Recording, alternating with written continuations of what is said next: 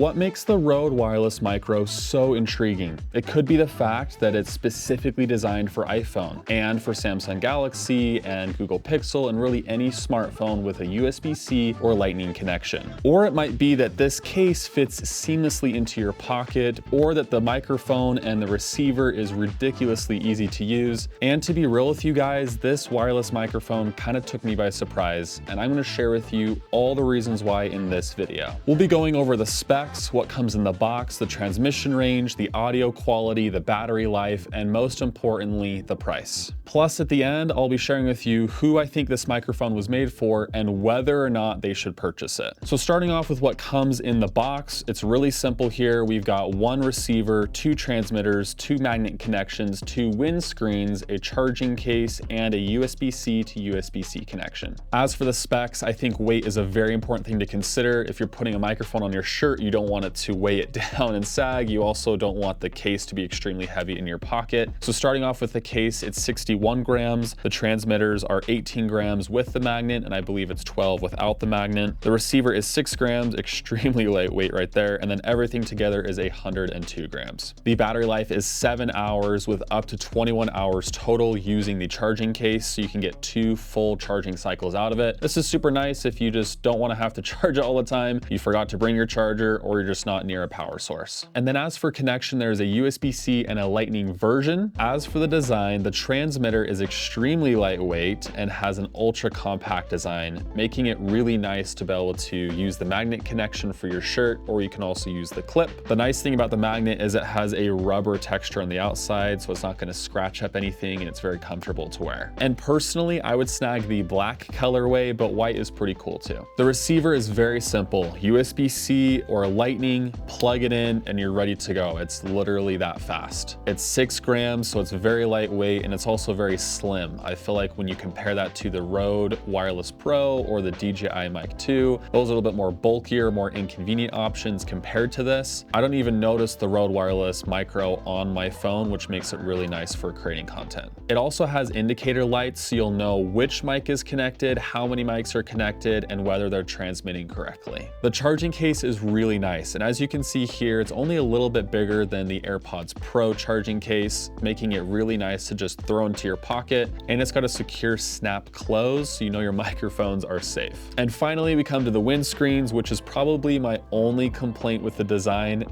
I think they look ridiculous, and I will not be using them personally, but I understand why Rode did it this way. Obviously, you'd want to have a windscreen or a dead cat to minimize wind noise, so there's that on the top, the fluffy part. Transparent plastic allows you to see the indicator on the side, and it wraps around the outside, so then they don't have to make the microphone bigger for additional connection point. If that's something you want to use, good for you. I personally won't be. When it comes to audio quality, it's an omnidirectional mic, and then it has gain assist technology, which is really nice, especially for that content creator who doesn't want to have to deal with editing their audio in post. It's going to auto level for you, so you don't yell way too loud or talk too soft. It will give you a nice, even, high quality sound. It also has an acoustic chamber design, which helps give you that crisp, clear audio while also reducing wind noise. And now for the moment you've probably been waiting for, let me share with you a few audio tests I performed so you can judge for yourself whether you like the sound of these mics or not. This is in an indoor podcast studio with acoustic paneling treatment.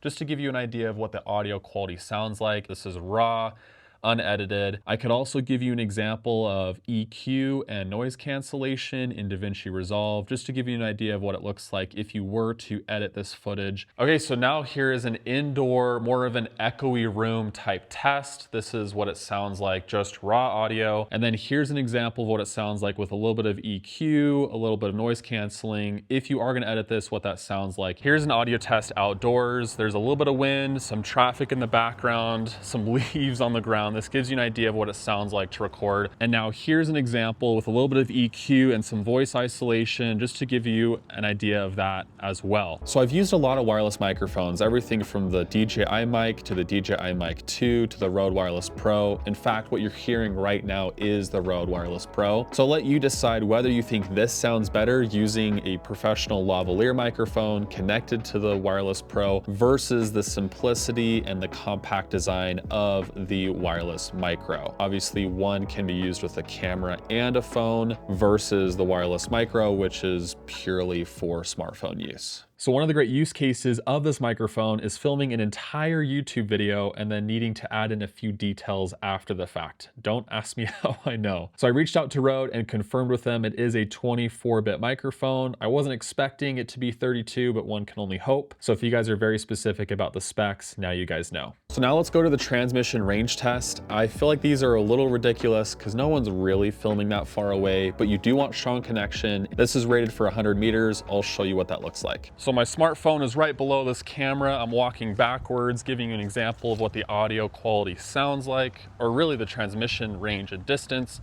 Spinning around, it does that cutout. This is how far away you can get. I don't know if it's broken up yet or not, but you guys can hear it.